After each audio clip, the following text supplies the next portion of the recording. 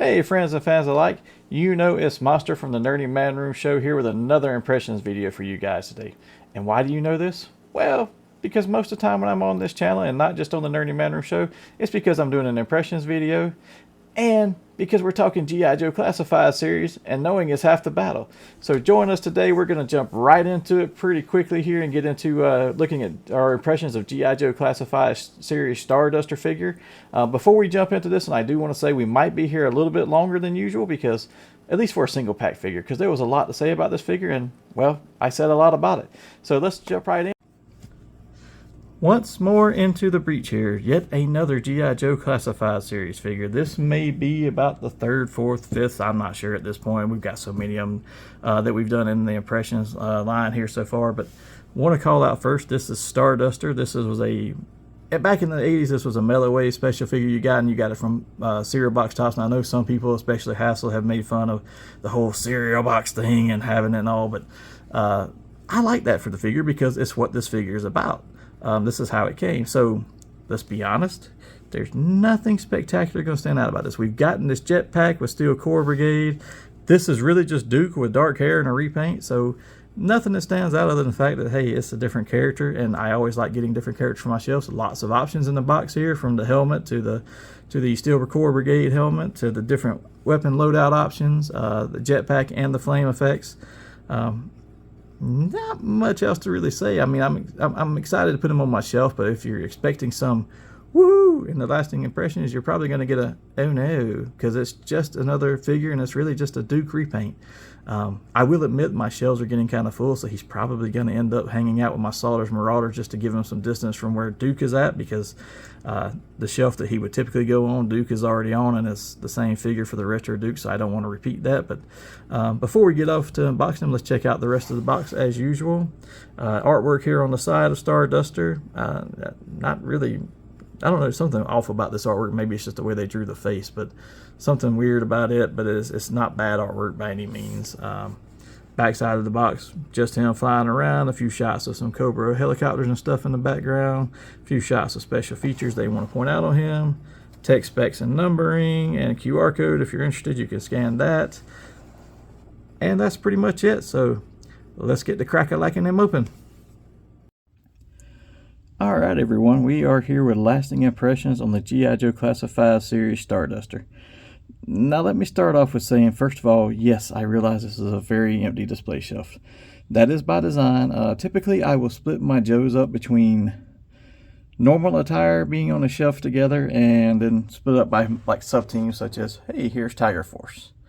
In the case of Slaughter's Marauders, I actually they've only made these 4 figures for Slaughter Marauders, and I had them on the same shelf with Night Force, but due to the increase in size of the Night Force team recently, I had to spread them out, give them their own space, move them around, and because there's only 4 of them and I have empty space here, and I don't like to put a lot of the different sub-teams with the regular Joes, I decided to split this up into Slaughter's Marauder shelf, and it's also acting as overflow. Now I realize Starduster here, let me start off by saying that he ended up on this shelf for a handful of reasons. Number one, his color scheme somewhat blends in with the Slaughter's Marauders. I know this is a brighter neon blue for the Slaughter's Marauders versus this dull blue that Starduster is wearing, but it works. It seems like he kind of would be part of this team. Now, it's a little off, and I will say I have some more space in here, and I know I've got to fill up, but I have several overflow Joes. I just haven't finished rearranging everything, and someone like Glenda from the Dragonfly, while I already have her open and we're not doing an impressions video of her, she's going to fit on the shelf well because her blue is a little bit closer matched to Sarge and them, but it works for Starduster in this effect. Plus, I really wanted to save some space on my regular Joe shelves. Not that I really have much, but 1 or 2 characters that I need to fit into those shelves, I prefer to put there versus Starduster. And then also, I didn't want to put him too close to the Retro Duke because he's basically, as we said in the first impressions, he's kind of just a repaint of Duke with maybe a little bit difference, like the gloves on the hand and a different helmet and stuff, but it's pretty much the same as that Retro Duke release we got. And here, let me situate the camera a little bit better here, but let's talk about Starduster though, now that I've explained why he is where he is. he's been here for a little over a week at this point because I set him up and then I had to travel for work and I never got the chance to do the last impressions video. And as I was coming back to town, I have a few others I had set up at the same time, which is why I haven't finished the shelf altogether, to be honest with you, or at least what I can load out onto this shelf. But I put him down here and then I was out of town and I've gotten back. And is this his final pose? As of right now, yes, it is, because I wasn't in position, because yes, I didn't have another flight stand, and I wanted to have him flying in to land with the team. And as I realized, if you guys watched the Angel video I was out of flight stands then. I still haven't bought any. I still need to. I plan to. I've got some in my cart to order. I just haven't ordered them and had them delivered yet. But I didn't want to wait on them to get here to be able to open them, because my travel schedule, I'm in and out of the house, and I was here, and I was like, I really want to open them and set them out, and just be darned with the flight stand. He can be like he's just landing and starting his trudge to battle versus landing to join the team in battle. So this is the route I went with for now. Will I change that later? Possibly, maybe so, because I think it would fit the character a little bit better, and I have maybe some space for it. But it may also, because the vertical space on these shelves, if you see, can be very high in these details. It would be great to get him raised up in the back and have him coming in to land to join the team, and then I could place like 2 standing Joes under him, and it regains a spot of width or floor space, whatever you want to call it. But let's talk about the figure itself, because we are here for impressions and I'm getting a little off track. But impressions, okay, let's start with the bad first. Bad being there's not much bad. I mean, it's a G.I. Joe Classified. You know exactly what to expect. However, I'm going to point out a few things that just really kind of bugged me on the figure when I first opened it. Let's start here. This foot. This is probably an individual copy. It may vary type thing, and it may not be that way on yours as it is on mine. But when I got mine, that was the only joint, which usually the joints on G.I. Joe are pretty tight. But that is the only joint I can say that was so loose that I had a hard time standing, because that foot, as soon as I took him out of the package, just flopped around to the side. It's very, very loose. And that may just be on my copy, because I've heard no one else complain about that. So maybe it's just mine. Now, every other joint on here, just like any other G.I. Joe Classified I've got, I almost have to force them to break loose sometimes, even heat them up just to get them going. So that was a bit of a pain. One of the other bad points is the visor on the helmet. It's a little hard to see because the way I position him, and I did that on purpose because the visor has a bow to it. It just kind of wavy. It's not a straight plastic like you would expect. I think it probably was originally, and it was molded that way, but then it was squished inside the packaging, for lack of a better term. So a little bit of a pain, because I really like that helmet, especially to make this figure look different from Duke, because again, one of the things that can make him look different is covering that head, so you don't see it's just a black hair repaint of Duke. It looks like a new person, because you've got a head and a visor, almost like a mask. Kind of like superhero identity thing, right? It covers that up so you don't notice it. And the only other bad thing I can say about this figure is I've noticed, and this is not a figure exclusive to this figure, I've noticed that everybody comes with these gun hands, these gun trigger finger holding hands. Okay, great, cool. We can make them look like they're actually holding their gun, like they're about to fire it. Sometimes you don't need it. If you look closely next door, Barbecue's holding an axe. I don't need a trigger finger for that. Now, this is going to come back into play a minute later, but let's talk about the fact that he comes with the trigger hands. He's got different hands he has. This is a problem with all the Joes that are currently. The trigger finger hands, it's like they're trying to extend the first finger so that you can put it into the holster area or the trigger pulling area of the hand. I don't know why I said holster, but in the trigger section area, it's supposed to be designed to go in there. The thumb wraps around properly. But in all the recent releases, we've been getting this clawed hand. It's the finger. They've extended the forefinger to make it more posable to get in there. But now it's so long, and these hands are so tight, especially in the packaging, it starts squeezing them. It's gotten so tight that you can barely open the hand to get the gun in there in the grip, and the finger's there. But that finger is so long now that you're getting this, the claw is our leader hand. And when you get that, you can't hardly open it and get the gun in there. So I struggle to get the gun in there.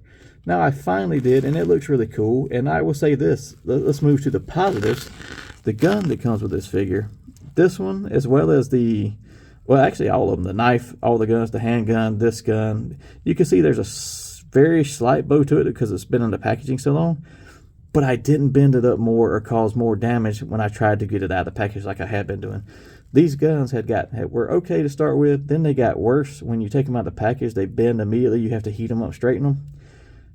his were actually much more sturdy. They seemed much more filled out in the plastic, a harder plastic, a more ABS style, and it held the mold better. Now, it sits in the package that long, it's going to get a little bit of a bow to it, but it's nothing like what I've gotten when I took out, say, low light back there, because if you see, there's still a curve to his gun no matter how much I've heated it and tried to fix it.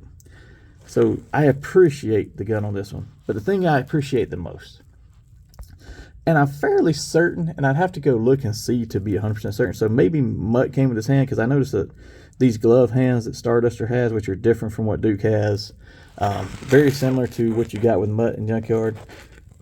Mutt may have this hand, but I don't remember it because I didn't need it, because I needed something, and you can see the bow of the visor there quite a bit on this, from this angle. Wow.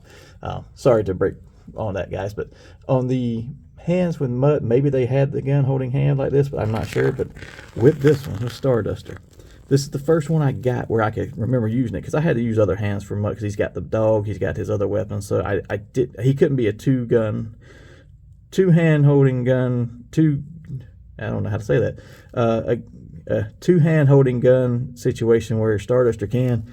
And we got a splayed hand to hold the barrel of the gun for a two hand gun pose. Man, Hasbro, take note. You guys need to do this in every one of your G.I. Joe Classified figures. This is something that's missing. A lot of times we have to use, and I'll use low light for example, we have to use that trigger finger hand to try and hold the barrel of the gun, or in this case he's loading the clip, so that's why it looks a little bit different. But when you're trying to get that to load the clip or just to hold the gun, it doesn't work. And half the time you can't even get the finger, that trigger hand around to hold the barrel. But in this case, it's resting in it like it's supposed to be. This is what we need. Continue doing this. You know, I don't know that there's any more I can really say about it. It is just a pretty... It's not a mainline figure, he is, but he's not a major character in the series. He was just a mail-away exclusive. They made a new one. He's not bad by any means. It's a repaint of Duke, which is great, which was a great figure, I mean. And I love the fact that they gave him this hand. So that gets him some points in my book. And at the end of the day, good figure. Fits on the shelf pretty good. It rounds out my shelf. I like him on here. He's not a necessity. If you don't need him, you can pass him over. But, hey, if you get him, I don't think he'll be upset by any means, but let's talk about that a little more when we get to final thoughts here in a second. So now we're back here for final thoughts on the G.I. Joe Classified Series Starduster figure.